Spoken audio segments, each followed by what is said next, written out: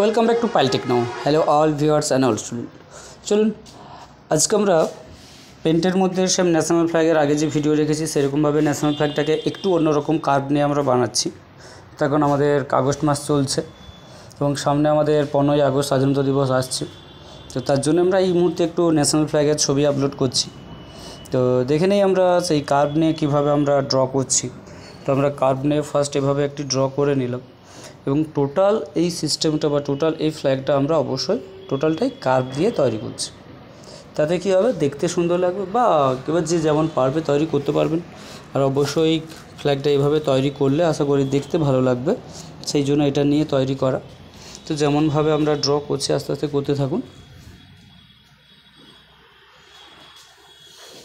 পুরো ছবিটা এইভাবে কার্ভ দিয়ে আস্তে আস্তে করে পাঁকগুলো ধরে ধরে করবেন অবশ্যই, তাহলে সুবিধা হবে। তো আমরা কার্ভটাকে নিয়ে একটা সুন্দর রকম একটা শেপ নিয়ে চলে এলাম বা হাতের মতো একটা শেপ নিয়ে চলে এলাম।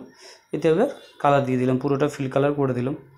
এবং নেক্সট এই নিচের এই জায়গাটাতে আরেকটু ছোট্ট করে একটা ছবি করার জন্য সেম কার্ভ নিয়ে বাঁকালাম এবং এটাতেও সেম সুন্দরভাবে আমরা একটা ছবি দিয়ে দিচ্ছি। তো এটাতেও আমরা একটা কালার দিয়ে দিলাম। তো দিয়ে সুন্দর একটা শেপ আমরা নিয়ে চলে এলাম। তাহলে এই শেপটা আমরা সুন্দরভাবে যে নিয়ে চলে এসেছি, এবার এটাতেও আমরা পুরোটাতে ফিল করে নেব। তাতে কি হবে, যে ওই স্ট্রাকচারটা ডুপ্লিকেট করলাম এবং ডুপ্লিকেটটা পরে করলেই ভালো হবে। সো আমরা রোটেট করে নিলাম এবং এবার আমরা চাচ্ছি ওই অনুযায়ী এটাতে কালার দিয়ে দেবো।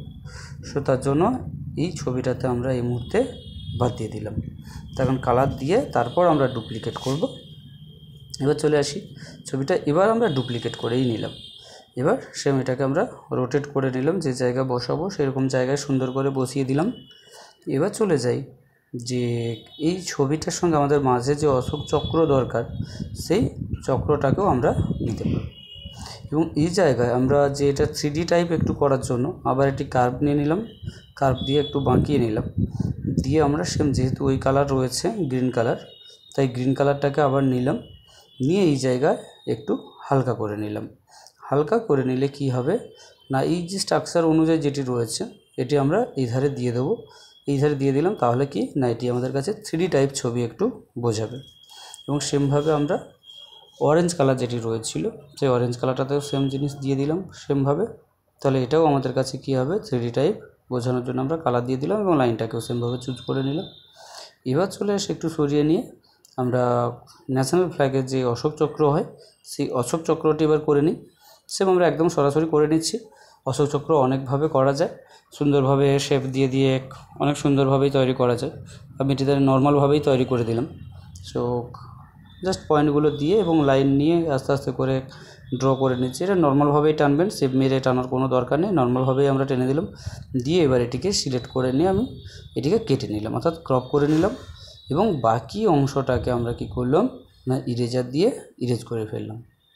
সো এতে আমার কাছে সুবিধে কী হলো, যে অংশটা আমরা কেটে রেখেছিলাম ওটা দিয়েই বাকিগুলো করে নেব। তো সেমভাবে এবার বাকিটা পেস্ট করে নিলাম। সেমভাবে সমস্তগুলো আস্তে আস্তে পেস্ট করলাম এবং একটাকেই করতে পারি বা পুরোটাকে নিয়েও আমরা করতে পারি। এবং এখান থেকে কী করলাম, যেহেতু সিলেক্ট হচ্ছে তাই সিলেক্ট করেই নিলাম, দিয়ে সেমভাবে রোটেট করে নিলাম, দিয়ে সুন্দরভাবে বসিয়ে দিয়ে আবারও সিলেক্ট করে নিয়ে এই জায়গাতে সুন্দরভাবে এটিকে মিডিলে আমরা বসিয়ে দিলাম। যেমন একটু ছোটো হয়ে গেছিলো, তো আবারও টেনে আমরা বড় করে দিলাম।